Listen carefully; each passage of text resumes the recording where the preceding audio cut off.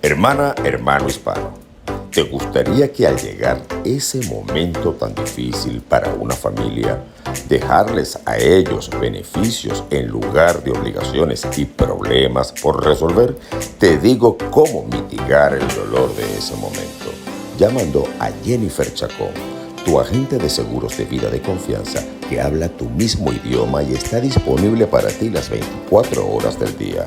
La llamas al teléfono 904-560-1797 con el respaldo de Funeral Advantage y Lincoln Heritage con más de 59 años de experiencia en el país. Recuerda, 904-560-1797 y no esperes hasta último momento. Este programa llega a ustedes por cortesía de Dr. Water, el test del agua que usted consume en su casa totalmente gratuito, aprovechando las ventajas del agua alcalina y sin contaminar el ambiente. 754-201-9267. Y si solamente quieres inspirar tu vida de acuerdo a lo que dice el péndulo, las cartas del tarot o tus constelaciones familiares, solamente tienes que llamar a Virginia Bolívar, tu guía espiritual. Todos quieren saber quiénes son los responsables de mi imagen. Los responsables de mi imagen digital son la gente de tono creativo, el mejor diseño y la mejor diagramación a su alcance. Fuerte abrazo, amigos, donde quiera que se encuentren, desde la ciudad de Miami para el resto del mundo y con el corazón en Venezuela. Continuamos con Para Todos Ustedes. Les decíamos en el viernes de salud mental, que fue el primer viernes de este mes de mayo, la licenciada Milagros Aguiar y yo les comentábamos a nuestra audiencia que este es un mes de efemérides muy importantes. Y cabe destacar que la Asamblea General de las Naciones Unidas y la Organización Mundial de la Salud decidieron proclamar el día 28 de mayo de cada año como el Día Internacional de Acción por la Salud de las Mujeres. Algo que fue una iniciativa de la Red Latinoamericana y del Caribe de las mujeres que tenían apoyo a su vez de la Red Mundial de Mujeres para lo que tiene que ver con los derechos sexuales y reproductivos. Pero da la casualidad que nosotros estamos viendo o hemos podido apreciar en los últimos años, en los últimos meses, sobre todo en el marco de esta terrible pandemia que ha sido la COVID-19, que diera la impresión de que las acciones de la Organización Mundial de la Salud no están definitivamente bien enmarcadas en la realidad de nuestros países.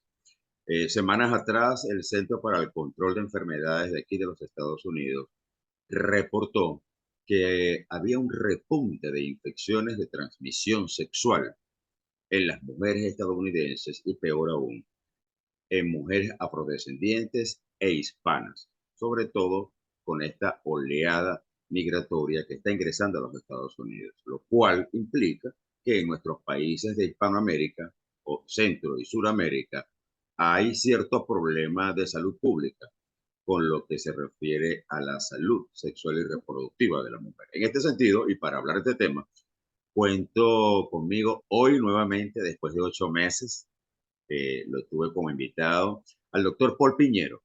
Él es médico ginecobstetra, egresado de la Universidad Central de Venezuela, quien cursó sus estudios de especialización en la maternidad de Concepción Palacio, de donde dicta docencia, tanto para pregrado como posgrado, desde sus primeros años de ejercicio profesional.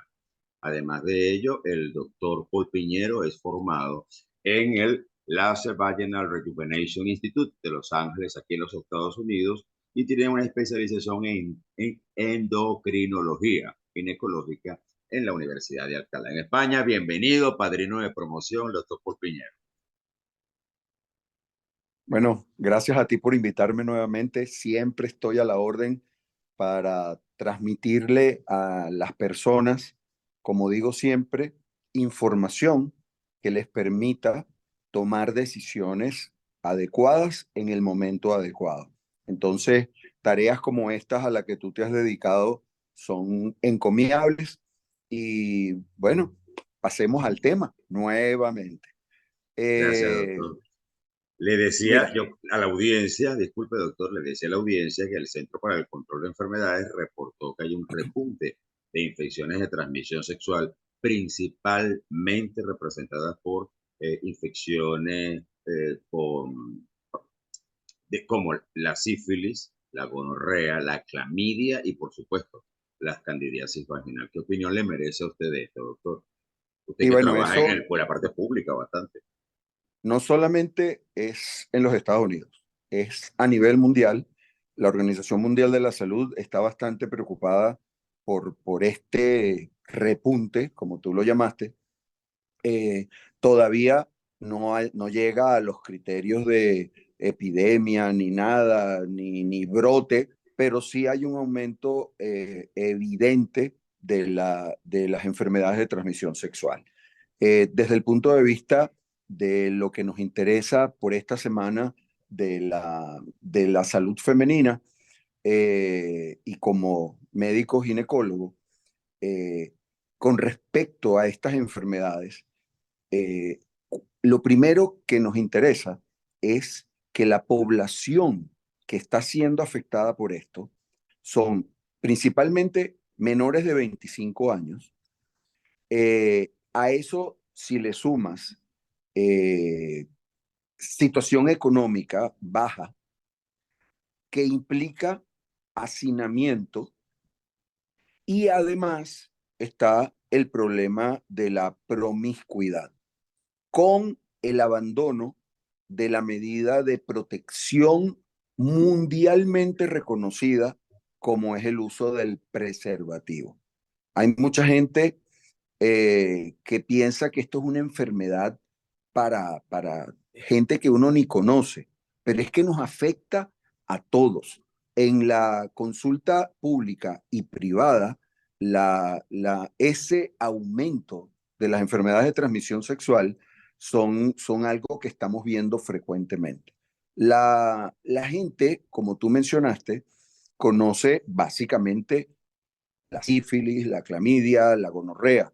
Probablemente son los nombres que más le llegan al oído, pero ah, recuerden que transmisión sexual significa enfermedades transmitidas por el acto sexual o por el contacto sexual. Y por lo tanto, hay gente que considera que, por ejemplo, solamente es el sexo vaginal, pero el sexo oral, el sexo anal, el contacto sexual en general tiene que ver con esta oportunidad donde se pueda transmitir una enfermedad de una persona a la otra. Heterosexual, homosexual, cualquier tipo de relación de intervención, de interrelación entre dos personas desde el punto de vista sexual. Entonces, estas enfermedades conocidas que mencionamos antes, claro, todo el mundo está muy informado, pero hay enfermedades que a veces ni siquiera la gente sabe que son transmitidas por el contacto sexual, como el linfogranuloma venéreo, que la gente ni siquiera sabe que eso existe, pero es una enfermedad que también produce síntomas y que como se parece a otras cosas, entonces ni siquiera lo consideran como enfermedad de transmisión sexual y a veces ni siquiera consultan. Las enfermedades de transmisión sexual tienen una eventualidad, que tienen un brote agudo que luego desaparece hasta que empiezan a aparecer las manifestaciones secundarias y terciarias de estas enfermedades. Entonces, es posible que una persona ni siquiera sepa que tenga sífilis, ni gonorrea, ni clamidia, porque en el momento de la fase aguda no le prestaron atención, los síntomas mejoraron y luego dejaron que la enfermedad continuara.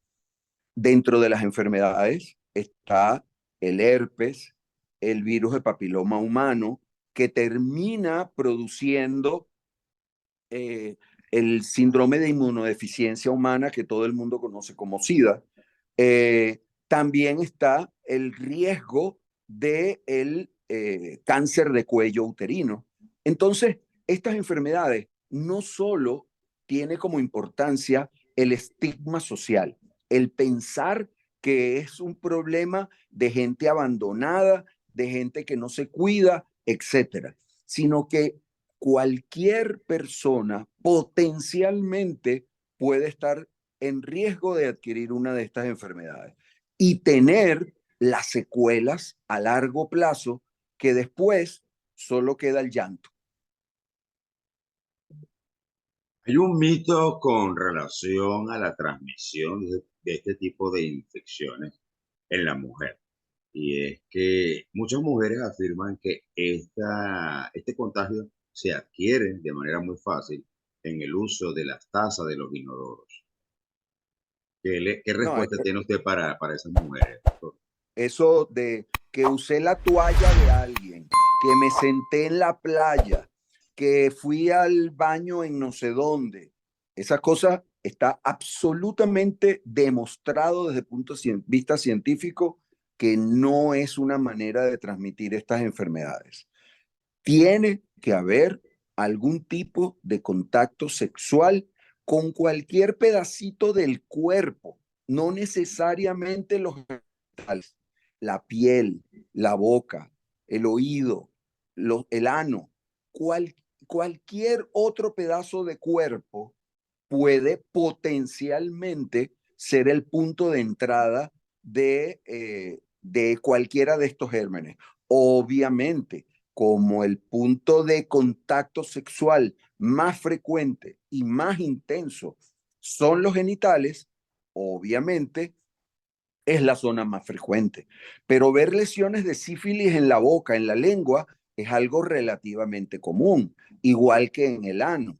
Pero como por ejemplo la sífilis en particular produce un tipo de lesión que no duele, que no pica, que no arde, a veces la gente la deja pasar porque piensa que es otra cosa. Eh, y mencionando lo que habíamos dicho antes, hay que insistir a cualquier edad, aunque seamos una pareja constituida formal, debemos protegernos. El instrumento más utilizado a nivel del mundo y que funciona para proteger es el preservativo. El problema muchas veces con el preservativo es que se utiliza solo en el momento en que la pareja va a eyacular, pero antes de ese momento pudieron haber contacto oral, anal, vaginal, varias veces, sin ningún tipo de protección. Y solo se lo colocan para el momento de la eyaculación, porque lo usan más como protección de embarazo y no como protección de la transmisión de enfermedades sexuales. Obviamente, la otra cosa es que si yo por lo menos voy una vez al año a hacer mi chequeo de rutina, es probable que si tengo algo, me lo puedan detectar porque puede ser que yo ni siquiera estaba pendiente de si esa manifestación en particular pudiera estar relacionada con una enfermedad de ese tipo. Entonces, las enfermedades de transmisión sexual, algunas son muy fáciles de diagnosticar, otras son un poco más difíciles. Unas porque los síntomas son muy leves o intrascendentes, por ejemplo, la transmisión del virus de papiloma humano o la transmisión del virus de inmunodeficiencia humana, la persona no siente nada en el momento que se contagió, pero las manifestaciones van a ocurrir después. La sífilis, como mencionamos antes, es un tipo de lesión que no duele, que no pica, que no molesta, que puede estar en sitios donde yo no tengo acceso con la vista. Por ejemplo, una mujer en la parte profunda de su vagina. Jamás la va a ver. Hay otras enfermedades de transmisión sexual donde es como más fácil identificarlas. La gonorrea, el herpes, el linfogranuloma venéreo, que lo mencioné antes, pero que la gente no sabe que esa enfermedad existe. Y así sucesivamente. Entonces, si yo soy población de riesgo, como mencionamos antes, edad menor de 25 años, aunque, repito, puede ser a cualquier edad, menores, pero son la población que actualmente tiene más riesgo, menores de 25 años, eh, que tengan múltiples parejas sexuales. Esa palabra que mucha gente no le gusta, que se llama promiscuidad. ¿Ok? El estatus social económico bajo, porque entonces si tengo restricciones económicas, empiezo a ahorrar en lo que puedo ahorrar. Y una de esas es en la salud. No me cuido, porque necesito comer, necesito pagar la vivienda, necesito pagar cosas y empezamos a ahorrar en cosas que consideramos que podemos manejar después. Entonces, el, la reducción de la situación económica de la persona o de la familia está relacionado con esto. Entonces, tú también habías mencionado la raza, la ubicación geográfica. Hay muchas cosas, pero si yo pertenezco a este grupo, debo estar pendiente. No debo descuidarme. Tenga o no tenga seguro, lo tenga al día o lo tenga vencido, el médico esté lejos o esté cerca. No me caiga el médico que me tocó por cuestiones de que es de mi médico de cabecera, mi médico de familia, ese médico no me cae bien.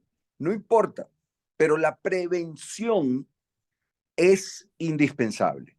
Y si no pude prevenir, acudo al médico lo antes posible.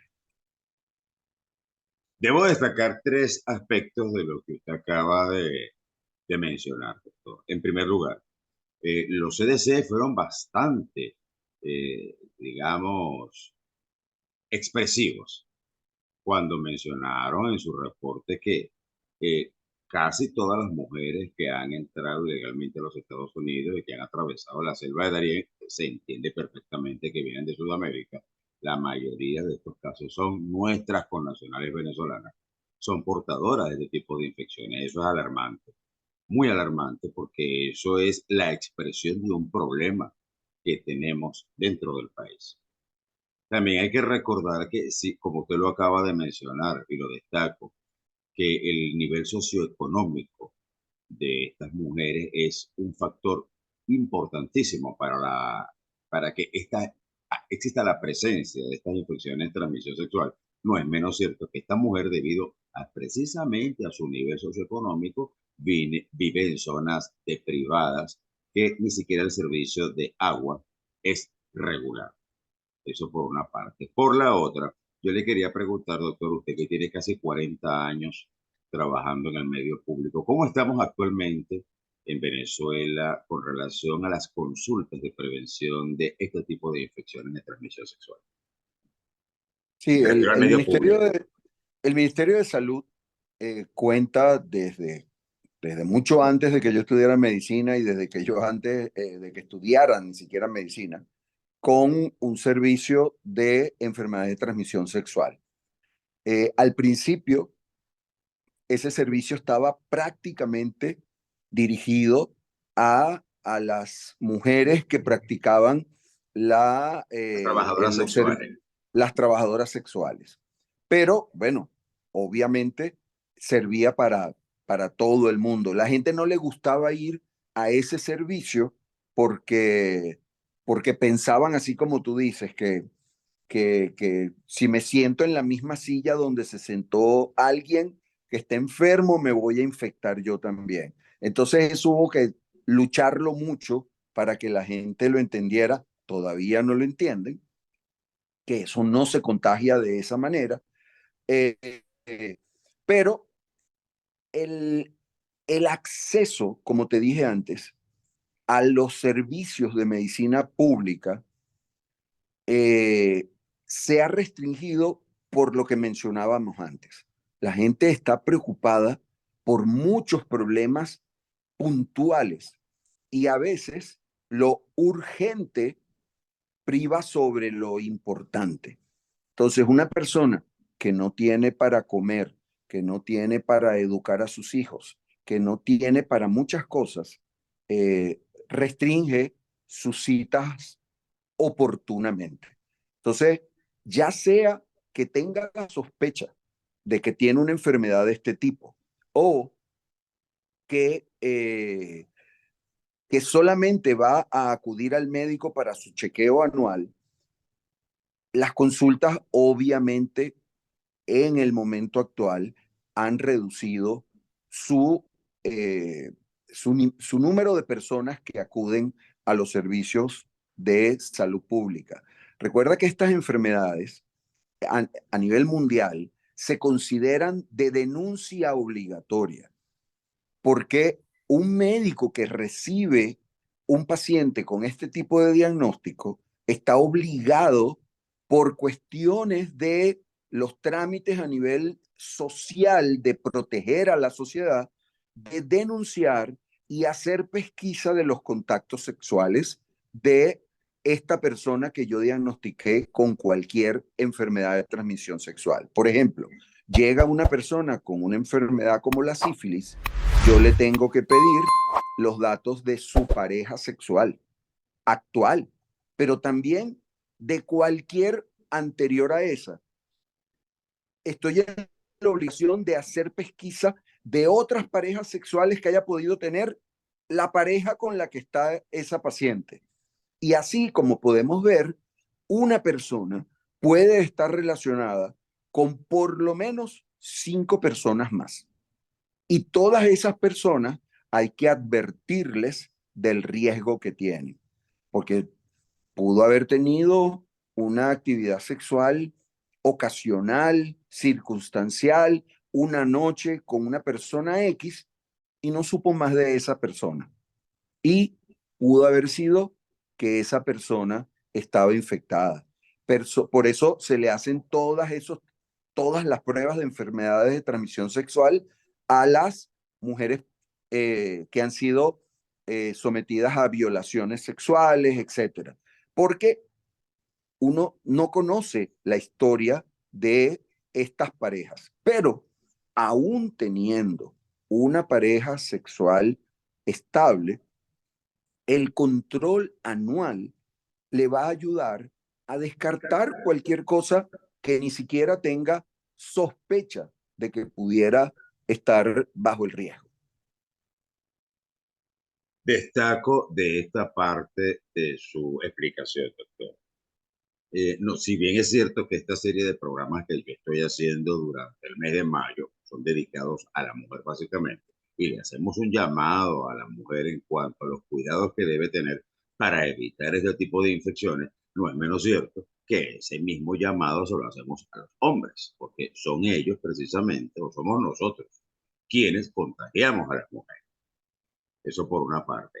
Por la otra, le quería mencionar, doctor, y para nuestros oyentes, que el estigma social de la consulta de infecciones de transmisión sexual en Venezuela, que es el caso más conocido para nosotros, o por mí particularmente, llega hasta tal extremo, doctor, que a mí me encargaron en una oportunidad como médico de familia a coordinar el servicio de ITS, de infecciones de transmisión sexual, del Distrito Sanitario número 4 del Valle, en la parroquia El Valle de Caracas. Y llegaban aproximadamente 80 quejas al mes de pacientes que manifestaban su molestia por recibir maltrato del personal. Esto incluye a las trabajadoras sexuales y a otras personas que ejercen el trabajo sexual que no son mujeres, que son los transgéneros. Y, por supuesto, las mujeres que no están dentro de estas dos categorías y que te presentaban sintomatología. O sea, recibían un trato bastante peyorativo, bastante despótico y que rayaba en el maltrato. Y entonces La jefa del distrito de aquel entonces me pidió el favor de que ya que yo era abogado especialista en derechos humanos, le adiestrara al personal en cuanto a precisamente a eso, el respeto de los derechos humanos de esas personas. Doctor, ya a los 15 días las quejas habían disminuido de 80 a 12 en un mes. Ya al mes siguiente, Sí, cuando se sacó el promedio, en 15 días, un mes, las quejas habían bajado de 80 a 12. O sea que es el desconocimiento también de lo que es el respeto a los derechos humanos, de los funcionarios que trabajan en estos servicios porque son públicos y por supuesto somos representantes del Estado venezolano en el ejercicio de nuestro trabajo. La ignorancia es tan grande de parte del personal que se hace necesario a ellos instruirlos al respecto. Y lo otro es que el mes de agosto, creo que fue, yo entrevisté a un colega suyo, el doctor Jorge Pérez, que es el coordinador de Médicos Unidos de Venezuela en el estado de Aragua, y a él denunciaba allí el aumento grosero, escandaloso, de la aparición de infecciones de transmisión sexual, entre otras cosas, entre menores de edad.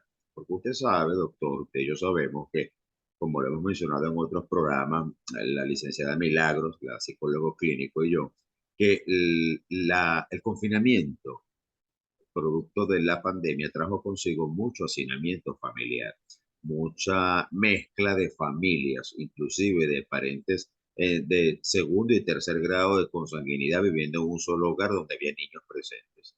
Y entonces la presencia de este tipo de infecciones en niños es una cosa de la cual los medios de comunicación y estas redes sociales no hacen ningún señalamiento. Muy poca gente habla de eso, pero sí lo hay y en una proporción bastante grande. sí, eso confirma lo que ya sabemos los médicos de los factores de riesgo para adquirir este tipo de enfermedades. No tiene justificación que un niño esté infectado por este tipo de enfermedades, porque obviamente si son producto de una transmisión sexual, significa que muy probablemente alguien, aunque haya sido con el consentimiento del niño, pero, pero es abuso entre un adulto y un niño. No hay ninguna duda al respecto. Entonces, por más que haya muchísimas organizaciones defendiendo el derecho de las relaciones entre adultos y niños, etcétera, pero eso es tema para otra conversación, creo yo. Y supiera Entonces, que estaba pensando en eso, doctor, de comentarle eso.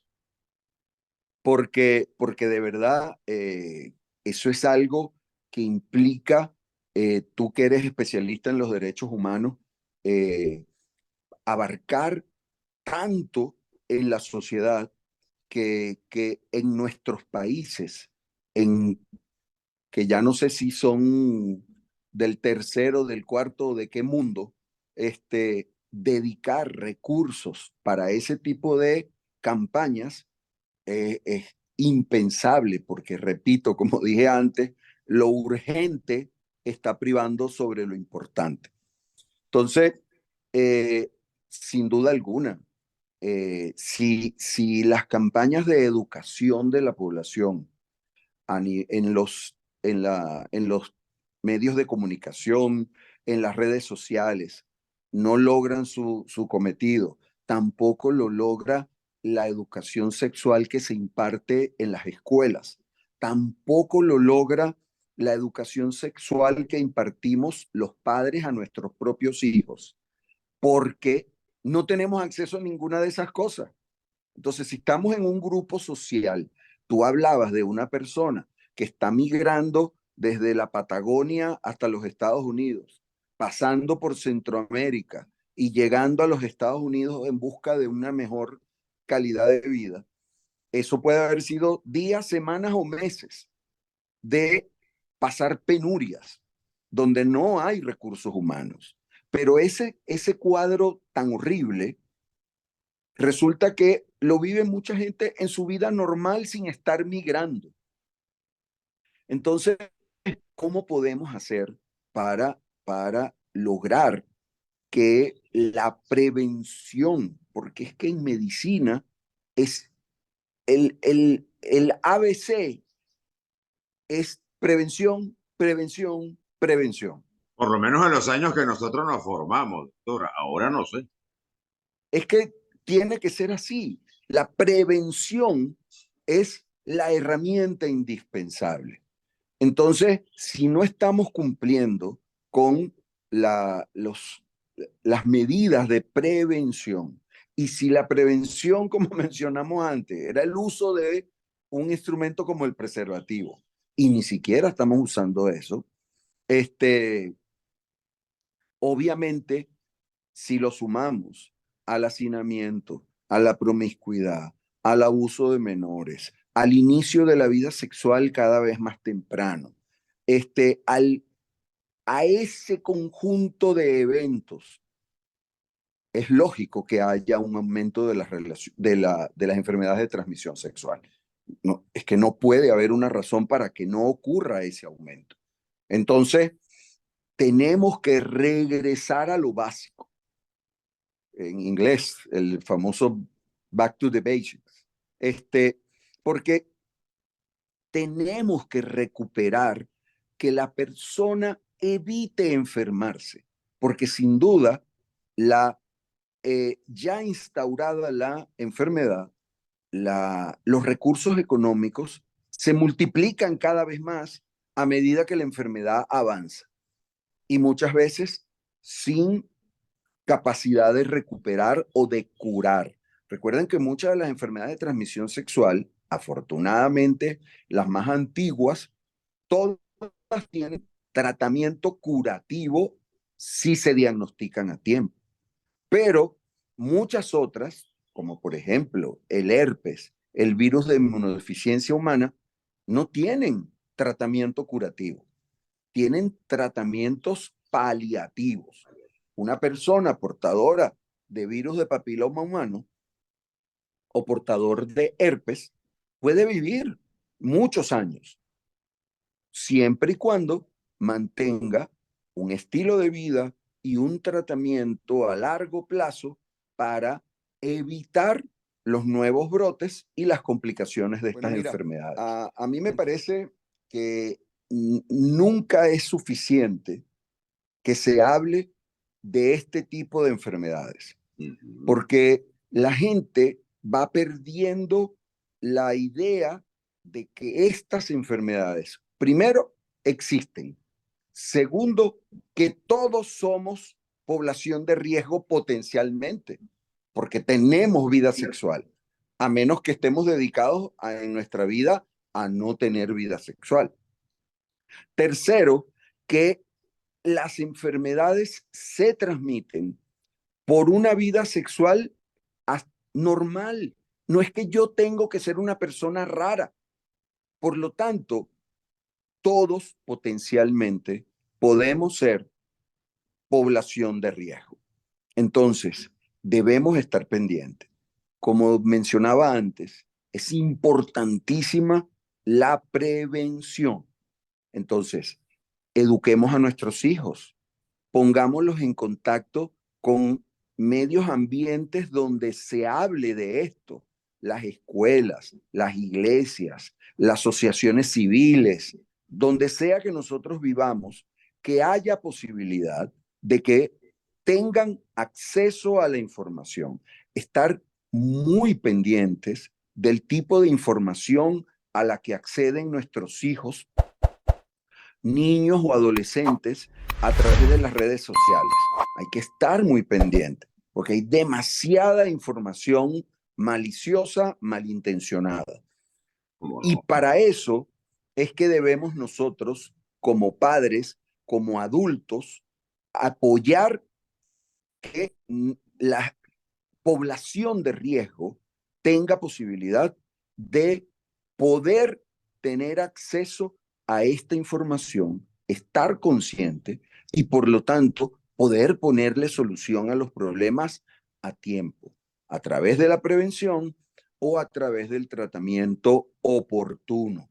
Y saber que aunque algunas de estas enfermedades no tienen tratamiento curativo, pero sí tienen tratamiento paliativo y que podemos ser portadores sanos de una enfermedad de este tipo. Ya. Doctor, yo no sé si todavía ocurre, pero en casi todos los distritos sanitarios, en casi todos los hospitales públicos del país, eh, el personal de enfermería, el personal de trabajo social, se unen y elaboran carteleras informativas con respecto a este tema que nosotros estamos conversando y que usted está explicando magistralmente con respecto a la prevención de las infecciones de transmisión sexual. Inclusive, cuando yo era residente del posgrado de medicina familiar en el ambulatorio de Caricuao, a nosotros los médicos residentes nos encargaban de dar charlas referentes a la salud e incluso de hacer volantes o trípticos informativos para distribuirlos entre los pacientes mientras esperaban en la consulta. También recuerdo que en aquella época, así como había la distribución gratuita de píldoras anticonceptivas, también lo había de preservativos. Y organizaciones como Acción Solidaria, que es una organización que yo conozco bastante de cerca porque su director, el señor Feliciano Reina, está muy vinculado con el movimiento de derechos humanos y en casi todos los eventos de derechos humanos lo conseguía, pues lo encontraba e hice visitas a Acción Solidaria a llevar personas para allá para que trabajaran como voluntarios. Inclusive mi propia hija estuvo allá una breve pasantía. Entonces, lo que le quería comentar, lo que quería preguntar más bien, me imagino que ya anticonceptivos de manera gratuita no hay. Y los preservativos, ya no distribuyen preservativos gratuitos el Ministerio de Como, Salud. como, una, como una campaña formal, rutinaria, permanente, lamentablemente no. Eh, Recuerda que Venezuela tiene muchas restricciones económicas ahorita y aun cuando ese tipo de campañas, en teoría, todavía existen en el papel, en la práctica, mucho de eso es esporádico, temporal, y entonces, como la gente no tiene la costumbre o sabe que este tipo de campaña no está todo el tiempo, entonces se desinforman y ni siquiera acuden, sino que por pura casualidad consiguen a alguien que les dice, ay, mira, que en no sé cuál sitio están repartiendo esto o aquello, pero van y ya se acabaron, o van y consiguen lo que están buscando, pero a la siguiente vez, ah, no, ya ahorita no. Entonces, esa es la descontinuidad de este tipo de tareas, es un factor que afecta que la persona o que la población general pueda tener un servicio adecuado de prevención. Y ya que la industria farmacéutica se está activando en Venezuela nuevamente, porque me dicen nuestros colegas que ya han asistido últimamente a eventos donde hay una logística decente en comparación a los últimos años.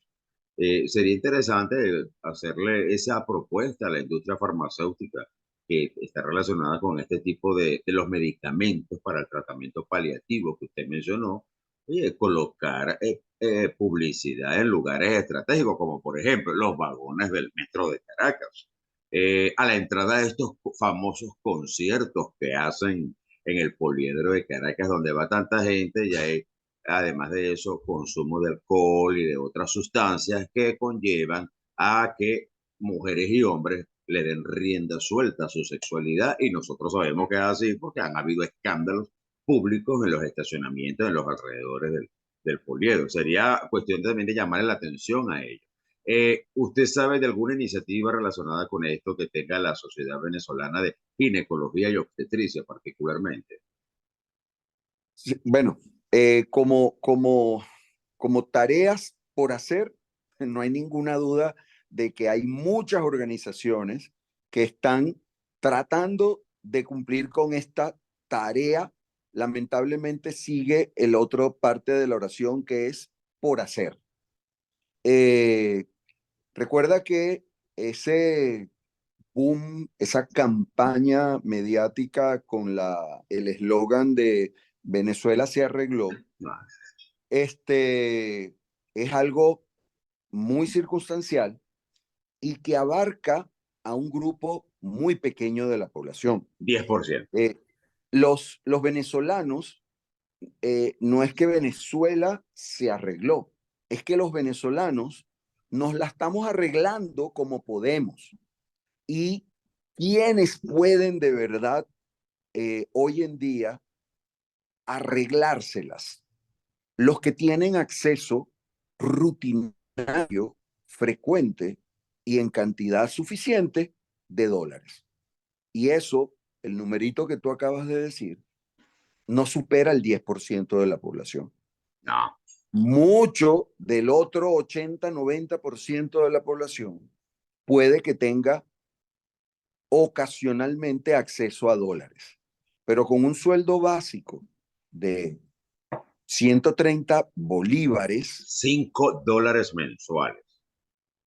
Y Y lo eso, repito, en la moneda, en el dólar, porque a nosotros nos ve gente que no es venezolana y que está aquí tanto en los Estados Unidos como en todo el mundo. Entonces, para que más o menos entiendan la magnitud del problema que nosotros tenemos. claro, entonces 130 bolívares mensuales, con una canasta básica en Venezuela actualmente en 1000 y tanto.